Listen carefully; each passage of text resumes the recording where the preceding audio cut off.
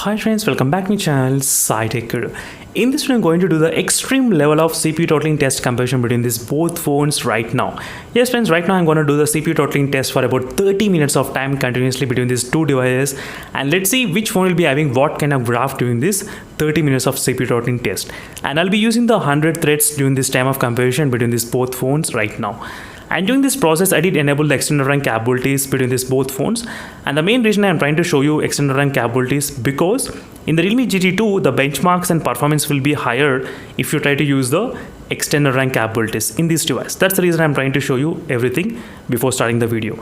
Let's see friends, which phone will be having what kind of throttling effect after you continuously doing for 30 minutes of time. So let's find out in this video, and first let me remove the cases between these both phones, which is not that good anyway. So let's see friends, which phone will be increasing what kind of temperatures during this process of demonstration and comparison. Let's go to the settings and let's select 30 minutes of time. So finally 30 minutes has been selected successfully between these both phones and 100 threads of time, 100 threads, and the battery percentage is about 85% and 87%, not bad regarding the overall battery level, so you should not be worried about that.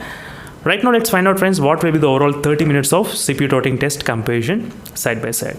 So let's start. Again, I'll be back after maybe 15 minutes of time, then we can discuss more details. Right now exactly you can see friends, after 11 minutes of time what has happened with the throttling in the iQOO 9 device, iQOO 9 SE device, iQOO 9 SE, and Realme GT2, which has got the slightly kind of stable regarding the scores. And regarding the performance scores, both phones are having exactly same number, performance numbers. Again, I'll be back after 20 minutes of time, and regarding the temperatures, you can see the temperature is 42.4 degrees, 42.6 is the highest, and 42.2 is the highest. So both phones are having exactly same high level of temperature readings, not bad.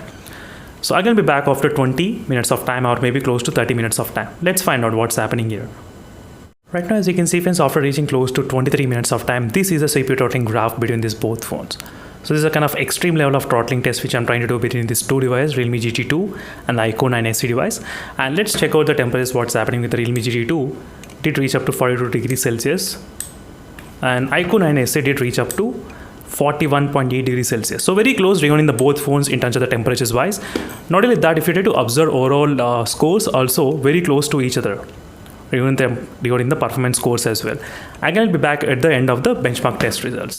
Right now, as you can see, we're reaching close to the end of the CPU throttling test results as well after 30 minutes of continuously doing the CPU throttling test. And this is how the throttling is happening in the iQOO 9 SE. And Realme GT2, there's nothing much throttling major happening here, as you can see friends. Maybe with the future updates it might happen, but right now it's not happening regarding the throttling effect.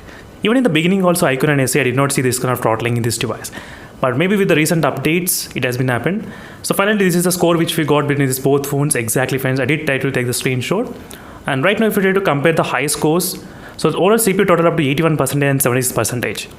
And Realme GT2 has got a high scores of 3,12,000 and 3,35,000 in the iQOO 9 SE device. Average score 268, average is 274. Minimum 253 and minimum 243 if you try to compare the overall scores. And I'll try to show you the CPU throttling graph in the iQOO 9 SE before. So this used to be the graph. Right now it became more like intense. And I did do the 30 minutes test as well before. Let me show you the graph. 30 minutes, yes, this is the graph, 30 minutes. Exactly in the beginning. I think this test I did do around, so I think the day 13th March. 13th March I did do this kind of CPU throttling test using the 30 minutes of time. And the graph looks not bad, like that's pretty good in today's graph, as you can see after the update. So that's it friends, thank you for watching and stay tuned for more updates, and it's a quick comparison, and meanwhile signing off until then stay tuned for more videos, and bye.